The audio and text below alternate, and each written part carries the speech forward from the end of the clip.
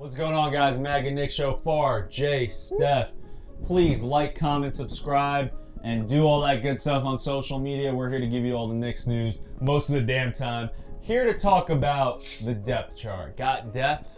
We got depth. We got a little bit of depth. 1 through 10 can play. Yes, 1 through 10 it has some sort of significant role on the Knicks, and then you get to 11 and 12, and you can make the argument that they might have a role or not.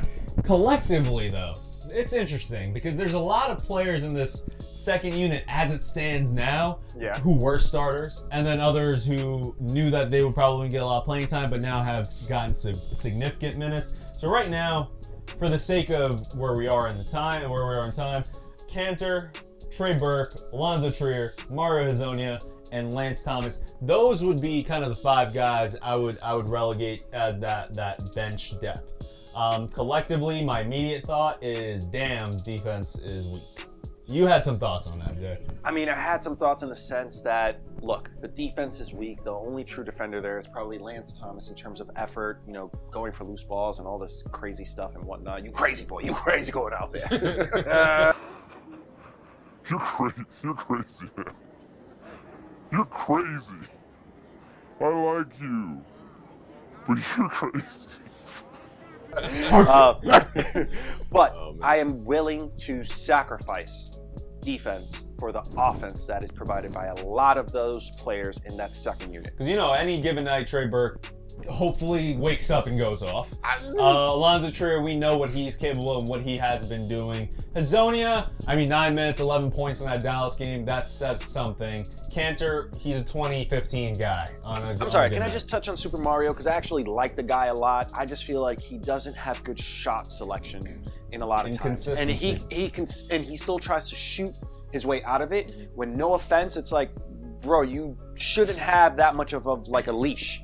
But again, I still think he's a good enough player that the ball moves with him, and he's always in the right place in terms of spacing on the floor. Yeah. I agree with that, except one thing I noticed that when Kanter does get the ball down low in the post, everyone tends to stay around the perimeter. No one can really cut or slash, which makes me question how good of an assist man he is down low in the post. And I think that if he develops that aspect of his game, there could be a lot of shift of defense back low in the post, back in the perimeter. I agree with that. Can you guys look it up? How many assists career-wise does Kanter average? Because I feel like it's maybe 1. Yeah, it's very low. And a guy that attracts that much attention, like you call him a walking double-double, he should be able to at least get these assists going. I agree. And especially because he attracts a lot of attention down low, but I think he's just so shifty with his feet. Let's talk about Fizdale overall and the schemes here. Yeah. Sometimes we see Ron Baker. Sometimes you see Frank Ntilikina. By the way, just to answer the Kanter question, 2.3 assists for his career, so obviously not a big assist man. I'm sorry, 0.7. Yo. What? I was gonna say 0.7, 2.3 this year. Okay, so he's this trying year. this year. He's trying this year. 0.7 for his career. There you go. All right, so all right. Fizdale. Yes. His rotations.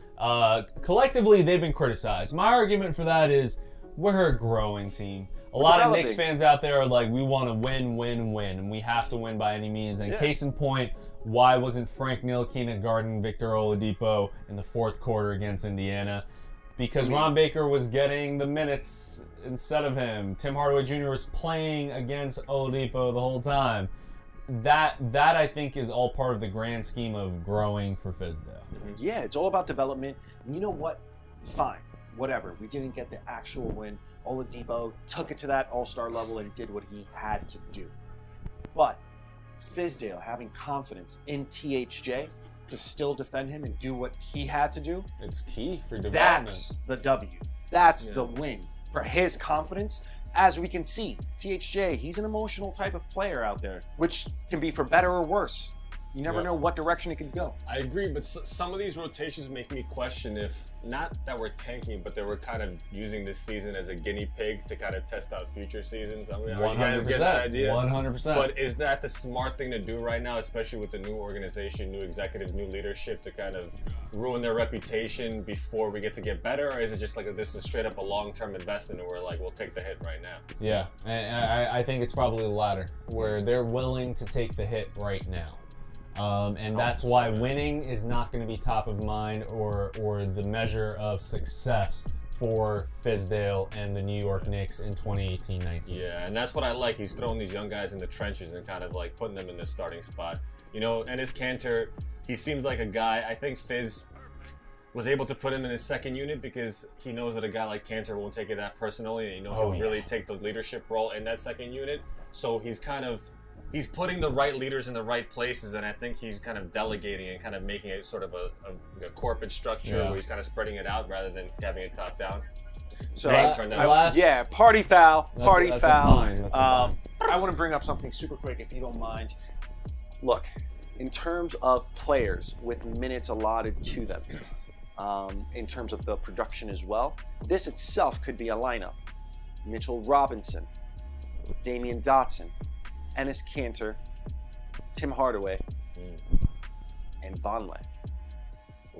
That's a weird lineup, but somehow those are the most productive players for the Knicks in terms of the time allotted. That's interesting. We haven't seen that I'm rotation not buying yet. it, but that's interesting. Because then that's like saying there's a lot of other.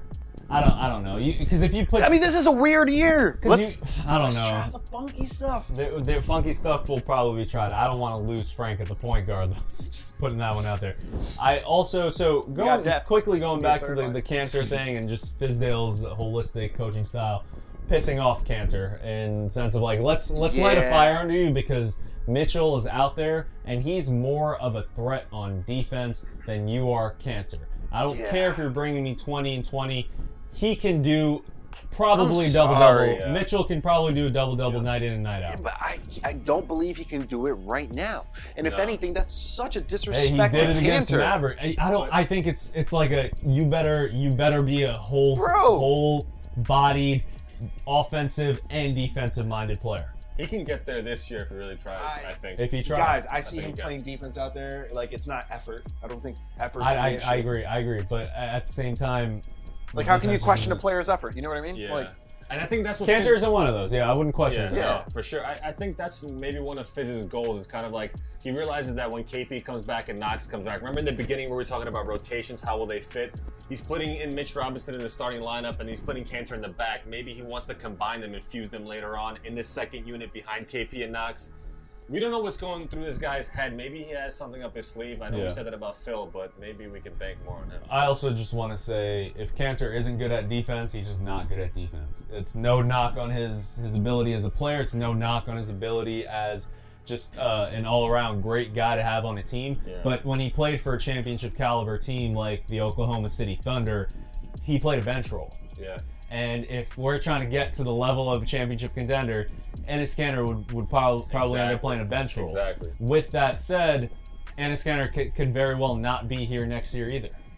So keeping all that in mind, I think that there's a lot of questions about this second unit, but I think I like the fact that, point being, we got depth. we gave him value and we took it away at the same time. That's messed up.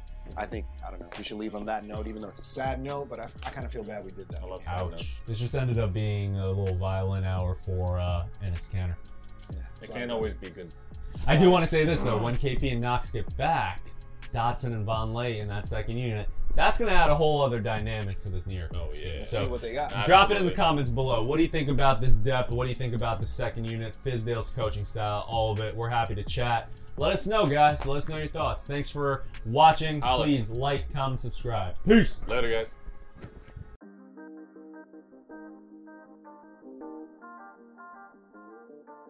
What's up, guys? This is Jay. We're going to go through mad news. So this week in Knicks-related news, we had former Knick Kyle O'Quinn. Yes, he came back to visit part of that team that we do not like, Indiana Pacers. One of the most interesting aspects of everything going on was the fact that Kyle O'Quinn commented that this was his toughest decision, leaving New York for Indiana. Now, Kyle, I hate to break it to you, young man, but if that was the toughest decision you ever had to do about a children's game, let that sit, because this upcoming week is the midterm elections. So, Kyle also mentioned his favorite player being Nick Collison, how he wanted to be able to mentor guys. Dude, we're the youngest team in the NBA. Come on, Also, Nick Collison? Nick Collison? Who's your favorite Laker of all time? Mark Madsen? Mark, go get your shoe. He just took his sock off, Stu. I guess you better traction. Right, you don't go to Stanford by accident. Oh, and Madsen still got one size 18 and one bare foot. Come on, seriously. Dude, the only Mamba that must exist in your world must be the white Mamba. Kyle, we will miss you. But seriously, bye, Felicia. Bye, Felicia. So, next thing, TPA. Kind of sounds like toilet paper, right? I think everybody loves stats, being able to see some efficient players, how efficient they may be. Money Mitch, Sir Lancelot, Dame Dot, Cantor and THJ. I'm sorry, I'm still coming up with nicknames for them. Only players in positive in terms of effectiveness with their production on the amount of possessions they take place on the floor. I think I see like a new starting five coming. Now, Kevin Knox.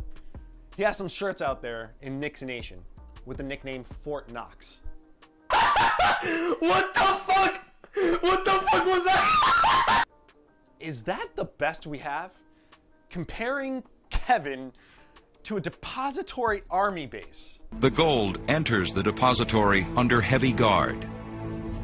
This rare footage shows the delivery of the gold through the back door. Most people don't know that there is a back door. Because yeah, that is so inspiring. Not a good name for Knox. Let's call him just Kevin for now, I think. This photo right here of Mitch in the air doing this odd move, he's called Baby Shaq.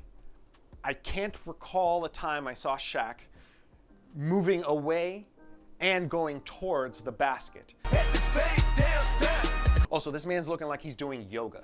At the same damn time. Like he's stretching to get comfy on the couch and Netflix and chill. Just at the same damn time. Remember, Mitch, there's a time and place for everything, okay? Something super cool as well. Knicks played the first game in NBA history. Knicks played the Toronto Huskies on November 1st, 1946. The team won 68-66.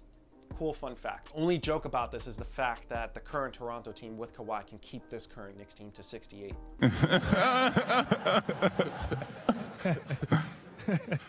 So guys, I don't know what you thought about this new segment. I don't know. Let me know. Comment below. And if you guys don't like it, copy it, cut it, and forget to paste it. Peace, guys.